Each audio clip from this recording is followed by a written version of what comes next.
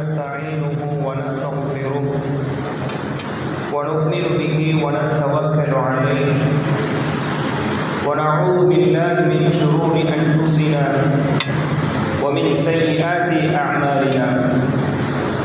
من يهده الله فلا مضل له ومن يضلل فلا هادي له. أشهد أن لا إله إلا الله وحده لا شريك له وأشهد أن محمدا عبد الله ورسوله. اللهم صل على محمد وعلى آل محمد كما صليت على إبراهيم وعلى آل إبراهيم إنك حميد مجيد. اللهم بارك على محمد وعلى آل محمد كما باركت على إبراهيم وعلى آل إبراهيم إنك حميد مجيد. أعوذ بالله من الشيطان الرجيم. بسم الله الرحمن الرحيم. يا أيها الناس اتقوا ربكم الذي خلقكم من نفس واحدة وخلق منها زوجها وبث منهما رجالا كثيرا ونساء واتقوا الله الذي تساءلون به والأرحام إن الله كان عليكم رقيبا. يا أيها الذين آمنوا اتقوا الله حق تقاته ولا تموتن إلا وأنتم مسلمون. يا أيها الذين آمنوا اتقوا الله وقولوا قولا سديدا يصلح لكم أعمالكم ويغفر لكم ذنوبكم ومن يطع الله ورسوله فقد فاز فوزا عظيما. أرسله بالهدى ودين الحق ليظهره على الدين كله وكفى بالله شهيدا. رب اشرح لي صدري ويسر لي أمري واحلل عقدة من لساني يفقهوا قولي. سبحانك لا علم لنا إلا ما علمتنا إنك أنت العليم الحكيم. கணிதற்குரிய அல்லாஹ்வின் நல்லடியார்களே, அன்புள்ள சகோதரர்களே சகோதரிகளே, அல்லாஹ்வுடைய மாபெரும் நாட்டத்தால் நீங்களும் நானும் சூரியன் உதிக்கக்கூடிய நாட்டிலேயே ஒரு சிறந்த நாள் என்பதாக நபிகள் நாயகம் ஸல்லல்லாஹு அலைஹி வஸல்லம் கூறி காண்பித்த அப்பேற்பட்ட ஒரு சிறப்பு மிக்க நாளில் ஜுமா என்கின்ற இந்த தினத்தில் அவனை வணங்க வேண்டும், வழிபட வேண்டும், துதிக்க வேண்டும், துதிபாட வேண்டும் என்கின்ற உயர்ந்த லட்சியத்தில் முன்கூட்டியே வந்து அமர்ந்திருக்கக்கூடிய உங்கள் மீதும் என் மீதும் உங்கள் குடும்பத்தார் மீதும் என் குடும்பத்தார் மீதும் அல்லாஹ்வுடைய அருள் முழுமையாக பொழியட்டுமாக என்கின்ற ஒரு சிறு பிரார்த்தனையோடு இந்த உரையை ஆரம்பம் செய்கின்றேன். அன்பின் இஸ்லாமிய உறவுகளே, அல்லாஹ் ரப்பல் ஆலமீன் நமக்கு வழிகாட்டியாக வைத்திருக்கக்கூடிய இந்த குர்ஆனை நாம் எடுத்து பார்த்தோம் என்றால் மூன்றில் ஒரு பகுதியாக அல்லாஹ் ரப்பல் ஆலமீன் வரலாறுகள் நமக்கு சொல்லி காண்பிக்கின்றார். இந்த வரலாறுகளை பற்றி சொல்லும் பொழுது இந்த வரலாறுகள் என்பது அறிவுடையவர்களுக்கு அதில் படிப்பினை இருக்கின்றது. அறிவுள்ள மக்களுக்கு, சிந்திக்கக்கூடியவர்களுக்கு அது ஏதோ ஒரு வகையான படிப்பினை அவர்களுக்கு இருக்கின்றது. அதன் மூலமாக அவருடைய வாழ்க்கையில் பயனடையக்கூடியதாக ஒவ்வொரு வரலாறும் இருக்கின்றது என்பதாக அல்லாஹ் ரப்பல் ஆலமீன் நமக்கு சொல்லி காண்பிக்கின்றார். பொதுவாக நம்முடைய வாழ்க்கையில் மிகவும் ஆர்வமாக கேட்பது என்பது கதைகளை கேட்போம். கதைகளுக்கும் வரலாறுக்கு என்ன வித்தியாசம் சொன்னால், கதைகள் என்றால் அதில் கற்பனை கலந்திருக்கக்கூடிய ஒரு விஷயமாக இருக்கும். ஆனால் வரலாறு பொறுத்தளவில் நடந்த செய்திகளை மாத்திரம் அப்படியே இருக்கக்கூடிய விஷயங்களை அவ்வளவு, அதிலும் இஸ்லாமிய வரலாறு என்பது அவ்வளவு முக்கியத்துவம் கொடுத்து அது பாதுகாக்கப்பட்ட அடிப்படையில் நமக்கு சொல்லப்படக்கூடியதாக இருந்து கொண்டிருக்கின்றது. அன்பின் இஸ்லாமிய உறவுகளே, அதில் மிக முக்கியமான வரலாறு நம்ம பார்க்கும் பொழுது நபித்தோழர்களுடைய வரலாறு. நபித்தோழர்கள் பொறுத்தளவில் அல்லாஹ்வால் அவர்கள் பொருந்தி கொள்ளப்பட்டவர்கள், சொர்க்கத்திற்கு நற்செய்தி சொல்லப்பட்டவர்கள். ரசூல் ஸல்லல்லாஹு அலைஹி வஸல்லம் உயிரோடு இருக்கும் பொழுது மாணவர்களாக இருந்தவர்கள். நன்மை எது, தீமை எது, ஹலால் எது, ஹராம் எது என்பதை நாம் ஹதீஸ்களின் வாயிலாக படிக்கின்றோம், புத்தகத்தின் வாயிலாக படிக்கின்றோம்.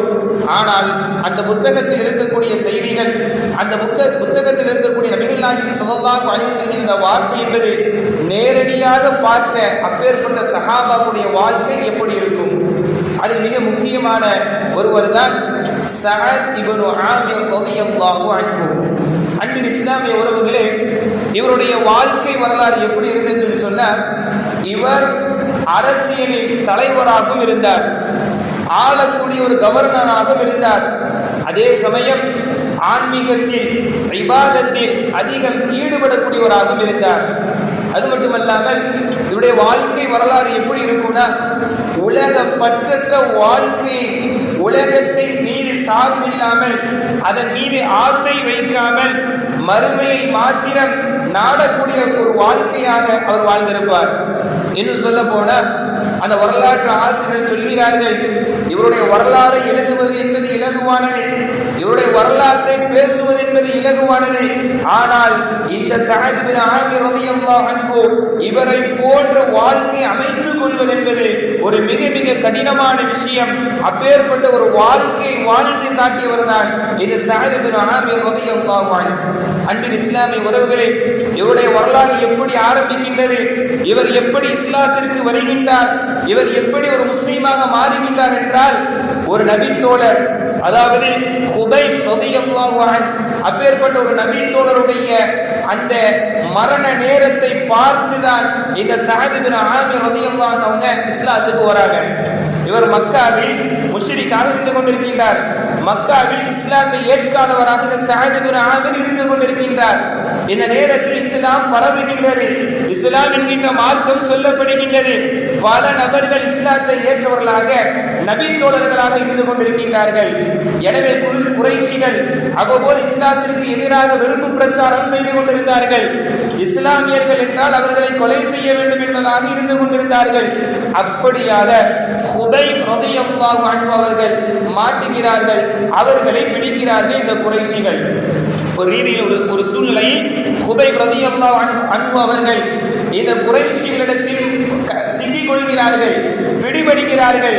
இந்த நேரத்தில் குறைஷிகள் மகிழ்ச்சியாக மிக சந்தோஷமாக அவர்கள் சொல்கிறார்கள், இதோ இஸ்லாத்தை ஏற்ற ஒருவர் நம்ம இடத்தில் சிக்கிக் கொண்டு விட்டார், நபிகள் நாயகம் ஸல்லல்லாஹு அலைஹி வஸல்லம் என்று ஏற்றுக்கொண்டாரே, முஸ்லீமாக சொல்லிக் கொண்டிருந்தாரே, அப்பேற்பட்ட இந்த கொள்கை உடையவர் நம் இடத்தில் வந்து விட்டார், அப்பேற்பட்ட ஒருவர் சிக்கிக் கொண்டு விட்டார், அவரை நாம் கொலை செய்ய போகின்றோம், எனவே வாருங்கள் என்பதாக மகிழ்ச்சியாக அழைக்கின்றார்கள் அந்த குறைஷிகள். அப்படியாக ஒரு கூட்டம் திரள்கின்றது.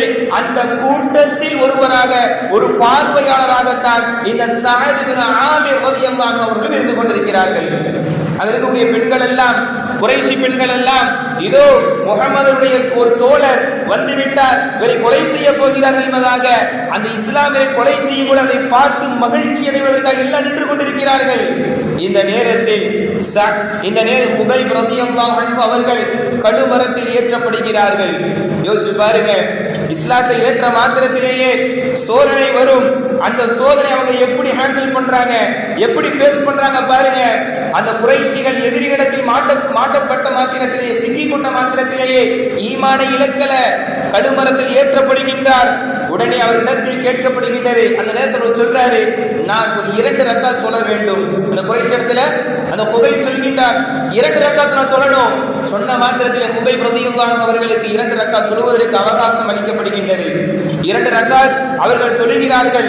தொழுது முடித்த மாத்திரத்திலே சொன்னார்கள் அந்த எதிரிகளை பார்த்து, இதை விட அழகாக என்னால் தொழ முடியும், இதை விட நீட்டினால் தொழ முடியும், ஆனால் இந்த தொழுகையின் மூலமாக, இந்த நேரத்தின் மூலமாக இந்த ஹுபைப் மரணத்திற்கு பயந்து விட்டார் என்பதாக நீங்கள் சொல்லிவிடக் கூடாது என்பதற்காகத்தான், மரண பயம் என்பது எனக்கு கிடையாது, இந்த இபாதத்தை அதனால் நான் சுருக்கிக் கொண்டேன் என்பதாக அந்த குறைஷிகளுக்கு மத்தியில், எதிரிகளுக்கு மத்தியில் மகிழ்ச்சியாக நின்று கொண்டிருந்தார்களே, அவர்களுக்கு மத்தியில் இப்பேற்பட்ட ஒரு வார்த்தையை சொல்லிவிட்டு அந்த கழுமரத்தில் ஏறுவதற்கு தயாராக இருந்தார். கழுமரத்தில் ஏத்துறாங்க, ஏற்றிவிட்டு அங்க இருக்கக்கூடிய அம்புகளை விட்டவர்களாக பயமுறுத்துகிறார்கள், உடல்களை சிதைப்பதாக பயமுறுத்துகிறார்கள். எந்த ஒரு அச்சமும் இல்லாமல் ஈமான் உறுதியோடு ஹுபைப் ரலியல்லாஹு ரலியல்லாஹு அன்ஹு அவர்கள் இந்த கழுமரத்தில் இருந்து கொண்டிருக்கிறார்கள். இப்பொழுது இந்த இடத்தில் சொல்லப்படுகின்றது, அந்த குறைஷிகள் அவர்கள் சில விஷயங்களை சொல்றாங்க. உங்க குடும்பத்தோடு பாசமாக வாழணுமா, உங்க குடும்பத்தோடு நல்ல முறையில வாழணுமா, இப்பொழுது அவகாசத்தை நாங்க தரோம். இந்த இடத்தில் உங்களுடைய முஹம்மது இருப்பதாக நீங்கள் நினைத்தால் போதும். எப்படி? இந்த இடத்தில் நீங்க கழுமரத்தில் நிற்கிறீங்களா இல்லையா, இந்த இடத்தில் உங்களுடைய முஹம்மது நிற்பதாக நீங்கள் சொல்லுங்கள், ஒப்புக்கொள்ளுங்கள், இப்பொழுதே நாங்கள் விட்டுவிடுகிறோம் என்பதாக அந்த இடத்தில் பேசப்படுகின்றது. ஆனால் ஹுபைப் ரலியல்லாஹு அன்ஹு சொல்றாங்க, மக்கள் எல்லாம் பார்த்துட்டு இருக்கிறாங்க, இதை சஅத் இப்னு ஆமிர் கூட பார்த்துட்டு இருக்கிறாங்க. இந்த நேரத்தில் ஹுபைப் அவர்கள் சொல்றாங்க, என்னுடைய தூதரை இந்த இடத்திலா, என்னுடைய தூதருடைய காலில் சிறுமுள் குத்துவதை கூட என்னால் அனுமதிக்க முடியாது, அப்படியான கற்பனை என்னால் செய்ய முடியாது, அதற்கு எனக்கு மரணமே மேல் என்பதாக அந்த இடத்தில் அவர்கள் கொல்லப்படுகின்றார்கள், ஷஹீதாக்கப்படுகின்றார்கள். மக்கள் எல்லாம் பார்க்கிறார்கள், மக்கள் எல்லாம் சில மகிழ்ச்சி அடைகின்றார்கள். ஆனால் சஅத் இப்னு ஆமிர் ரலியல்லாஹு அன்ஹு அவர்கள் பார்க்கிறார்கள், ஒரு மனிதருக்காக, முஹம்மது அவர்களுக்காக தன்னுடைய உயிரை கூட கொடுப்பதற்கு இப்படி தோழர்கள் முன் வருவார்களா? ஒரு சாதாரண மனிதராக உண்மையில் இருக்க முடியாது என்பதாக உண்மையான ஒரு விஷயத்தின் பக்கம் அவர் முடிவெடுக்கின்றார்.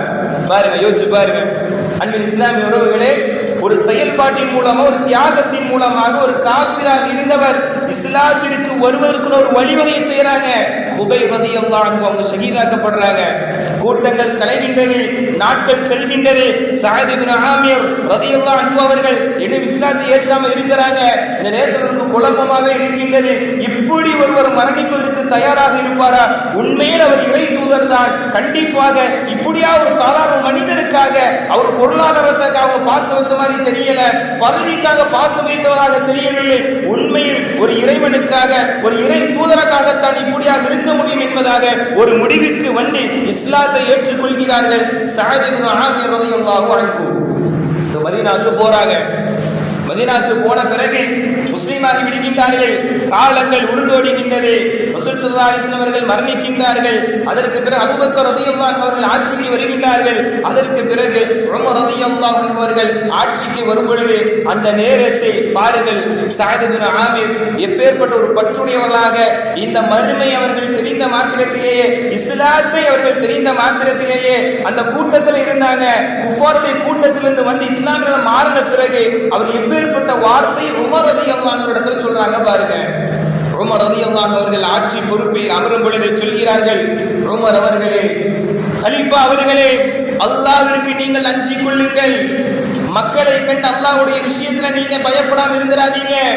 அது மட்டுமல்லாமல் சொல்லிலும் செயலிலும் எது சிறந்தது தெரியுமா? உங்களுடைய எந்த ஒரு முரண்பாடும் இல்லாமல் சொல்லாக இருந்தாலும் செயலாக இருந்தாலும் அமைய வேண்டும். மேலும் சொல்லில் சிறந்தது, செயலில் சிறந்தது, அதை நீங்கள் செய்து காட்டுவதுதான். இப்படியாக உங்களுடைய நீங்கள் ஆட்சியை அமைக்க வேண்டும் என்பதாக மிக தைரியமாக, மிக நுட்பமாக, உறுதியாக சஅத் இப்னு ஆமிர் ரலியல்லாஹு அன்ஹு அவர்கள் உமர் ரலியல்லாஹு அவர்களுக்கு உபதேசம் செய்கின்ற அளவிற்கு தன்னை திடப்படுத்திக் கொள்வதோடு உறுதியாக இருந்தார்கள் இஸ்லாத்தில். காலங்கள் செல்கின்றது. அவருடைய அந்த தக்வாவை, அவருடைய அந்த இபாதத்தை சஹாபாக்கள் பார்க்கிறார்கள். அந்த அளவிற்கு சிறப்புக்குரியவர்களாக இந்த சஅத் இப்னு ஆமிர் ரலியல்லாஹு அன்ஹு வாழ்றாங்க. அப்படி போகின்றது. இந்த நேரத்தில் உமர் ரலியல்லாஹு அன்ஹு சொல்றாங்க, சஅத் அவர்களே, சஅத் இப்னு ஆமிர் அவர்களே, நீங்கள் ஹிம்ஸ் என்கின்ற பகுதியில் இருக்கக்கூடிய இடத்தை நீங்கள் பொறுப்பேற்க வேண்டும். சாதாரணமாக ஒரு பொறுப்பை கொடுத்து விட மாட்டார்கள்.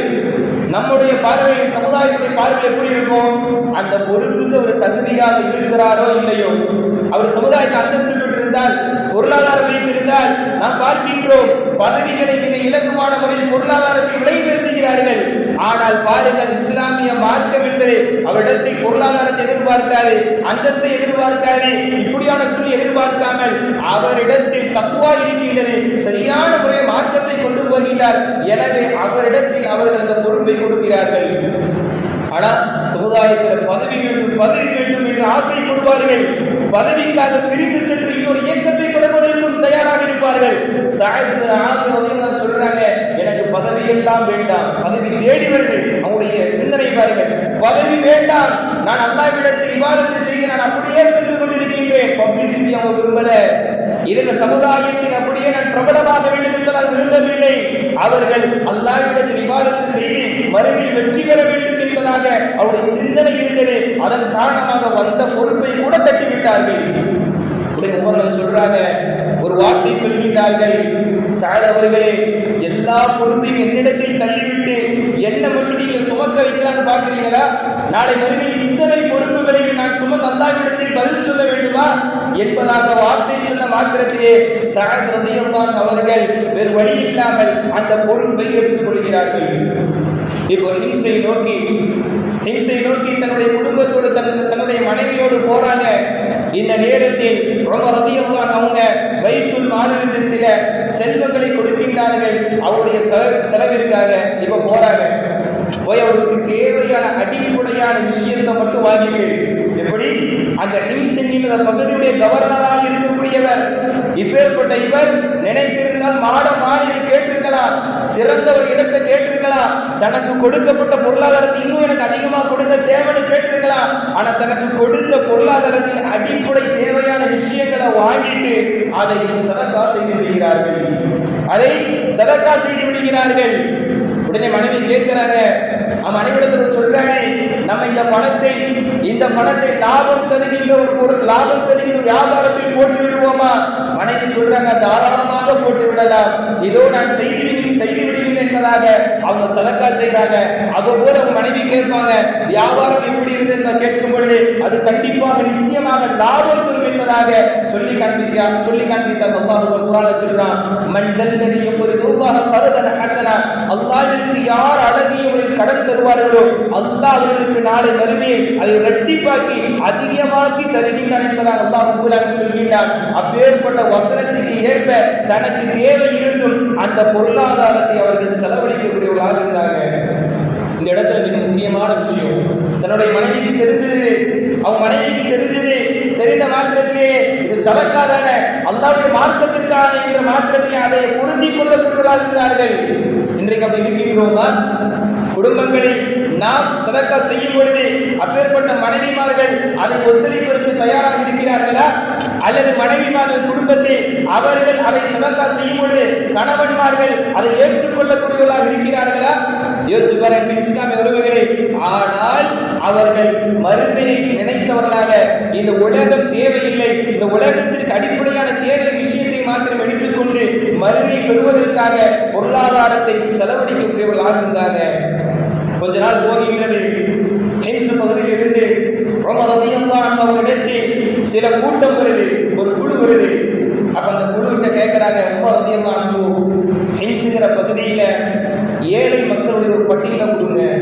எப்படி ஹிம்ஸ்ங்கிற பகுதியில அந்த இடத்துலலாம் சஅத் இப்னு ஆமிர் அவங்க கவர்னரா இருக்கிறாங்க. அப்ப அந்த குழுவிடத்துல கேட்கிறாங்க, உங்களுடைய பகுதியில் இருக்கக்கூடிய ஏழைகளுடைய பட்டியலை கொடுங்க. கேட்ட மாத்திரத்திலே அவர்கள் பட்டியலை கொடுக்கின்றார்கள்.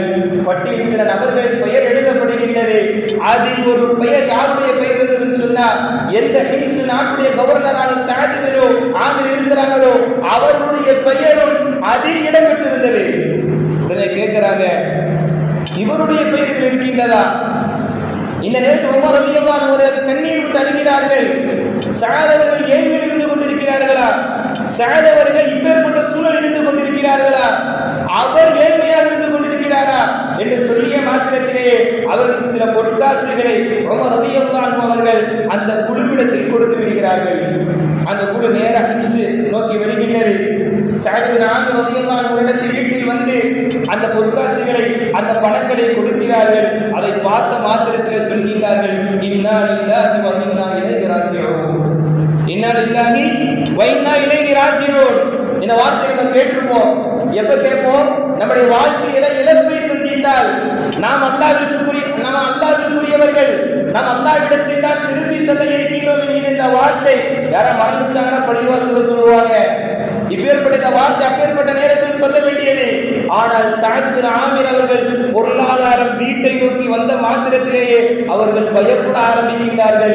இந்த உலகத்தில் மூழ்கி விடுவோமோ, இந்த உலகத்தில் மூழ்குவதன் மூலமாக இபாதத் இல்லாமல் போய்விடுமோ என்று பயந்து இன்னா லில்லாஹி வ இன்னா இலைஹி ராஜிஊன் என்று சொல்லிய மாத்திரத்திலேயே இந்த சப்தத்தை கேட்ட அவருடைய மனைவி கேட்கிறாங்க, கலீஃபா ஏதாவது மரணிச்சிட்டாங்களா?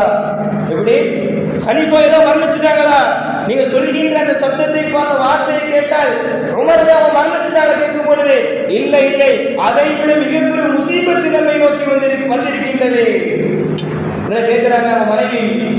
முஸ்லிம்கள் ஏதாவது படையிடத்தில் மாட்டிவிட்டார்களா? இல்லை, அதை விட மிக பயங்கரமானது. மேலும் கேட்கிற மனைவி, மறுமை குழப்பக்கூடிய விஷயமா ஃபித்னா ஏதாவது வந்துருச்சா? ஆம், ஃபித்னா வந்து விட்டது, குழப்பம் வந்து விட்டது. அந்த குழப்பத்தை நீக்குவதற்கு நீ தயாரா என்பதாக கேட்கும் பொழுது நான் தயார் என்பதாக அந்த மனைவி அவர்கள் ஒத்தளித்த அடிப்படையில் சொல்கிறார்கள். உடனே அந்த ஃபித்னா இந்த பணம் தான் என்பதாக சொன்னாங்க. யோசிச்சு பாருங்க, கவர்னராக இருந்து கொண்டிருக்கிறார்.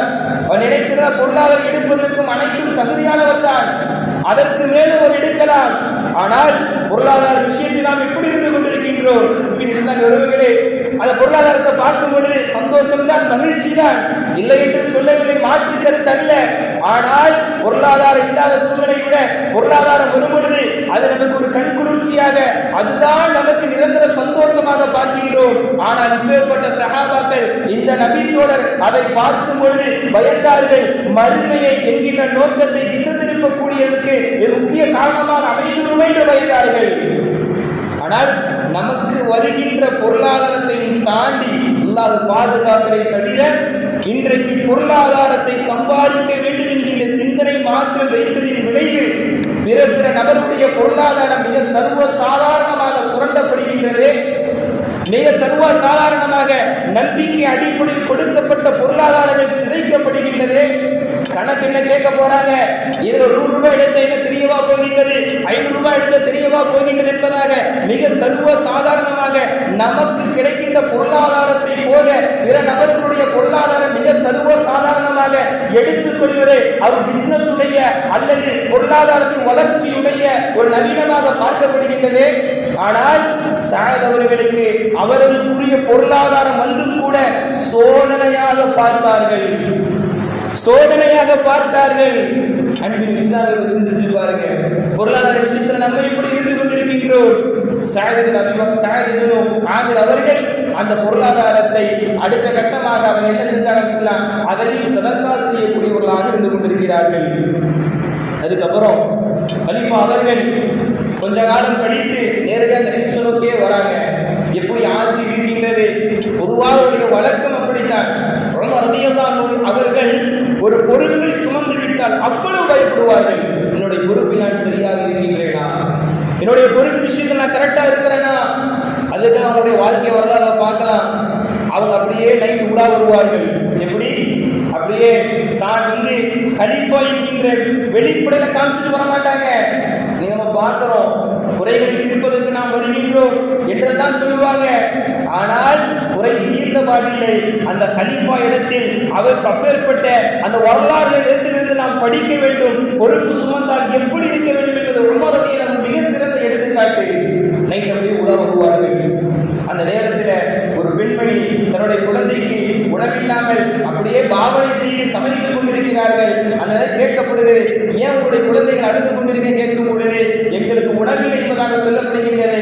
இதை நீங்க எங்களுடைய கவர்னர்கிட்ட சொல்லலாமா இல்லையா, உங்களுடைய அமீர்கிட்ட சொல்லலாமா இல்லையா சொல்லும் பொழுது அவர் அந்த அமீரை பொறுப்பு சாட்டாமல் அதாவது அந்த அமீரை சொல்லுவார்கள், அவர்தான் எங்களுக்கு குற்றவாளி, நாளை மறுமையில் அவருக்கு சம்பந்தமாக கேள்வி கேட்கப்படுவார் என்பதாக, இப்பேற்பட்ட சூழல் இருப்பதற்கு அவர்தான் பொறுப்புதார் என்பதாக பொறுப்பை சாட்டுவார்கள். வந்தது கலீஃபா, வந்தது அமீர் உமர் ரலியல்லாஹு அவர்கள் என்று தெரியாமல் அவர் இப்பேற்பட்ட வார்த்தையை சொல்வார்கள். உடனடியாக அவர்களே அந்த மூட்டையை சுமந்து கொண்டு வந்து உமர் ரலியல்லாஹு கொடுப்பாங்க.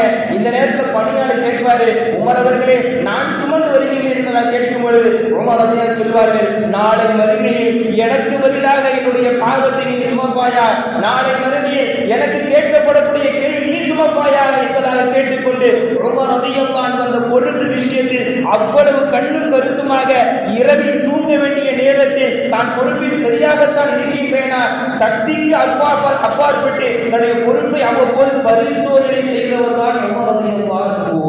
இப்பேற்பட்ட உமர் அவங்க நம்ம நியமிச்சோமே ஆமீர் அவர்கள், அப்பேற்பட்ட சாயதவர்கள் எப்படி இருக்கிறாங்கன்னு சொல்லி பார்க்க போறாங்க. போகும் பொழுது அந்த ஹிம்ஸில் இருக்கக்கூடிய மக்கள் ஒரு நாட்டு குற்றச்சாட்டை வைக்கிறார்கள். எங்களுக்கு நீங்க கவர்னரா வச்சீங்களா இல்லையா, பொறுப்புதாரியா நீங்கள் வைத்து கேட்டீர்களா இல்லை இந்த சஅத் இப்னு ஆமிர் ஒரு 4 குற்றச்சாட்டுகள் மீது இருக்கிறேன் என்பதாக கூறுகிறார்கள். சொல்றாங்க, அவர் எங்களிடத்தில் அதிகாலையில் வராமல் இருக்கிறார். அதிகாலை நேரத்தில் வந்து பார்க்கறது கிடையாது, மாறாக பகல் நேரத்துல தான் வராரு என்கிற ஒரு குற்றச்சாட்டும்.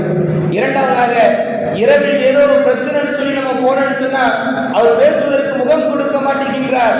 மூன்றாவதாக, மாதத்தில் 2 நாட்கள் மக்களை சந்திப்பதற்கு அவர் வருவது கிடையாது. நான்காவதாக, அடிக்கடி அவர் மயக்கம் போட்டு விழுகின்றார் என்பதாக அந்த மக்கள் குறையாக இந்த 4 விஷயத்தை சொல்றாங்க. உடனே உமர் ரலியல்லாஹு அன்ஹு அவர்கள் நல்ல எண்ணம் வைத்தவர்களாக அந்த சஅத் அவர்களை பார்த்து விசாரிக்க சொல்கிறார்கள்.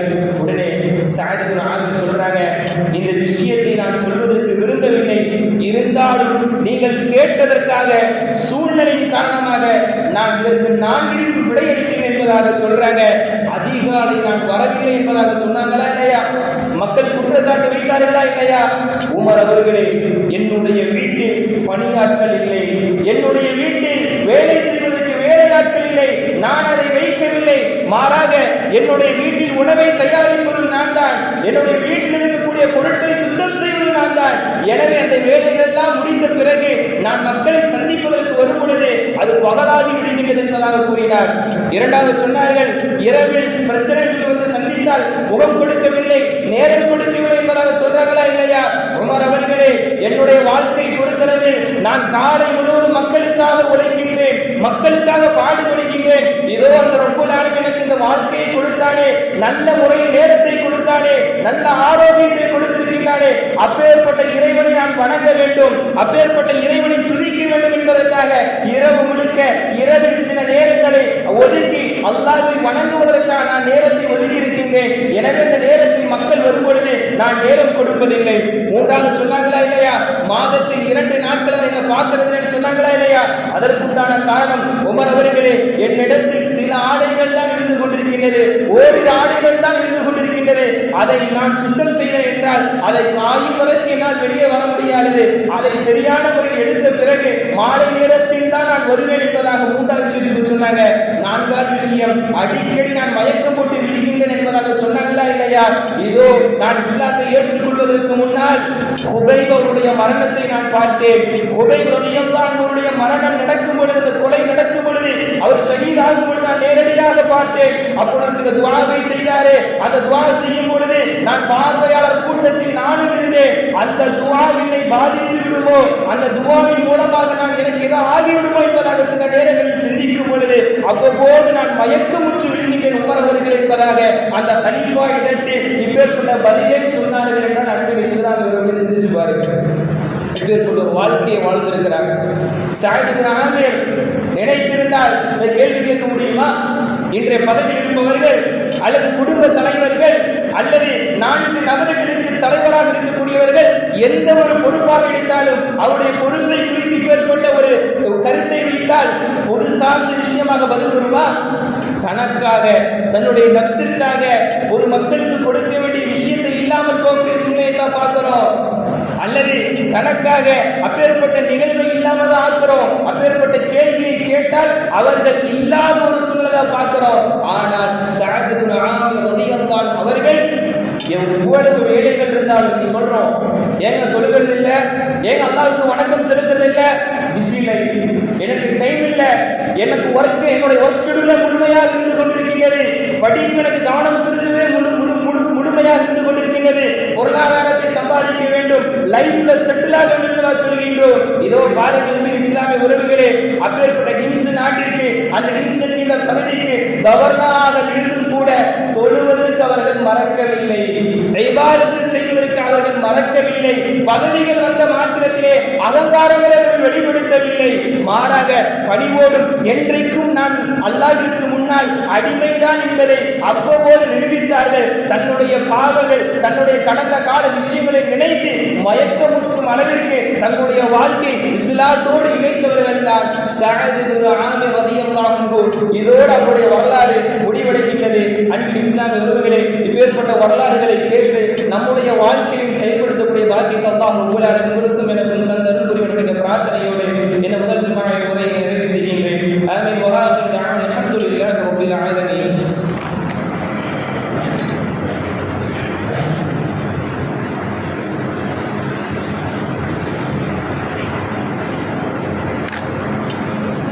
لله رب العالمين والصلاة والسلام على سيد المرسلين وعلى آله وصحبه والناس أجمعين. அன்பின் இஸ்லாமிய உறவுகளே, முதல் ஜும்ஆவில் சஅத் பின் ஆமிர் ரலியல்லாஹு அன்ஹு அவருடைய வரலாற்றை மிக சுருக்கமாக சில செய்திகளை நாம் பார்க்கிறோம்.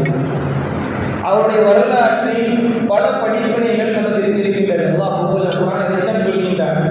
ஒரு வரலாற்றை நம்ம படித்தோம்னு சொன்னால், ஒரு வரலாற்றை நாம் கேட்டோம் என்றால் ஏதோ ஒரு படிப்பினை நம்முடைய வாழ்க்கையில கிடைக்கும். அதை வைத்து நம்முடைய வாழ்க்கை மெருகூட்ட வேண்டும், மாற்ற வேண்டும் என்பதுதான் அல்லாஹ் ரப்பல் ஆலமீன் வரலாற்றை குர்ஆனில் சொல்கின்றார்.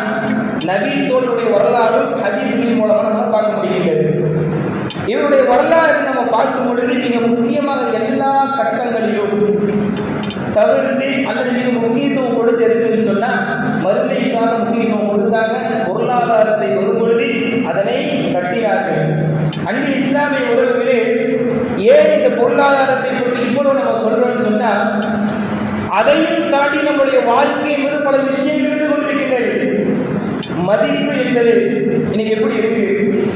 இந்த மதிப்பு என்பது ஒரு காலத்தில் அவருடைய நல்ல பண்புகளுக்கும் அவருடைய மரியாதைக்கும் இருந்தது. இன்றைக்கு மதிப்பு பொருளாதார அடிப்படையில் தான் இருக்கு. அந்த பொருளாதார அடிப்படையில் மதிப்பு கொடுப்பதும் கூட அந்த மனிதர் மிகப்பெரிய பாவம் செஞ்சாலும் சரி, சமுதாயத்தில் கேவலமாக பார்க்கக்கூடிய பாவம் செஞ்சாலும் பொருளாதாரத்துக்கு அவரிடத்துல மதிப்பு இருக்கு. அதே மனிதனுக்கு பொருளாதாரம் போயிடுச்சுன்னு சொன்னா மதிப்பு கிடையாது. ஆனால் இந்த பொருளாதாரம் என்பது அதையும் தாண்டி மதிப்பு என்பது அதை விட மதிக்கக்கூடிய விஷயமாக இருந்து கொண்டிருக்கின்றது. இரண்டாவது விஷயம், எந்த அளவுக்கு சொன்னா, நாம் பெற்றெடுத்த தாயாக இருந்தாலும் தந்தையாக இருந்தாலும் இந்த பொருளாதாரம் நம்மை மாற்றிவிட்டது. நம்முடைய மூளை அறிவை சிந்திக்க விடாமல் ஆக்கிவிட்டது. இன்னைக்கு தாய் இடத்துல தந்தை இடத்துல பொருளாதாரம் இருக்கா? சொத்து இருக்கின்றதா? அல்லாஹ் பாதுகாத்தலை தவிர சொத்து இருக்கின்றதா? அப்படியானால் வயோதிகத்தில் வைத்துக் கொள்ள வேண்டும் என்பதாகவும், அவரிடத்துல ஒண்ணுமே இல்லையா, அதுக்கப்புறம் நம்ம லைஃப்ல தேவையில்லை என்கின்ற சிந்தனைக்கு தள்ளுகின்ற அளவிற்கு சமுதாயத்தில் பொருளாதாரம் மிகப்பெரியதாக எதிர்பார்க்கப்படுகின்றது. பெரும் பாவங்கள், பொய்கள், ஏமாற்று, கொலை செய்யக்கூடிய அளவிற்கு சூழ்நிலை போகும்.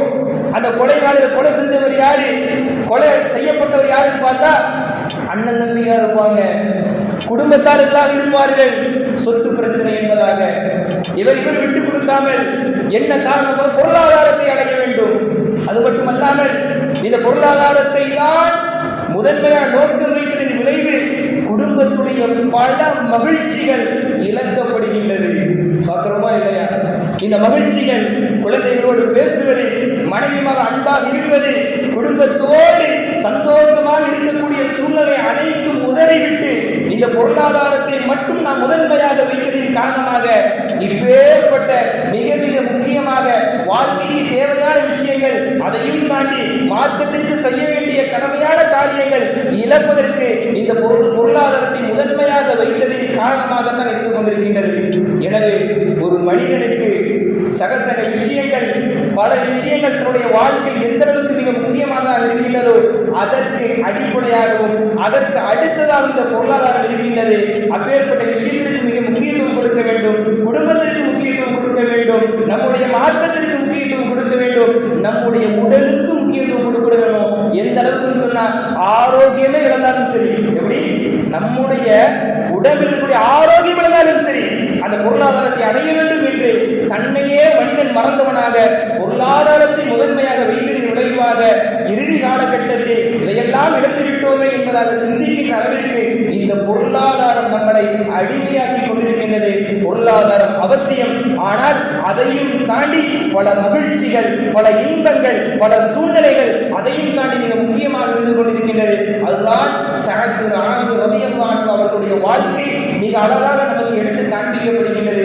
அப்பேற்பட்ட விஷயங்களை புரிந்தவர்களாக எதுவெல்லாம் நாம் கேட்டோமோ அனைத்து விஷயங்களுடைய வாழ்க்கையை பின்பற்றக்கூடிய பாக்கியத்தை அல்லாஹ் ரப்பல் ஆலமீன் உங்களுக்கும் எனக்கும் தந்தருள் புரிகின்ற பிரார்த்தனையோடு இந்த ஜும்ஆவுடைய இரண்டாவது உரையை நிறைவு செய்கின்றேன். ஆமீன். வஆஹிரு தஅவானா அல்ஹம்துலில்லாஹி ரப்பில் ஆலமீன். அஸ்ஸலாமு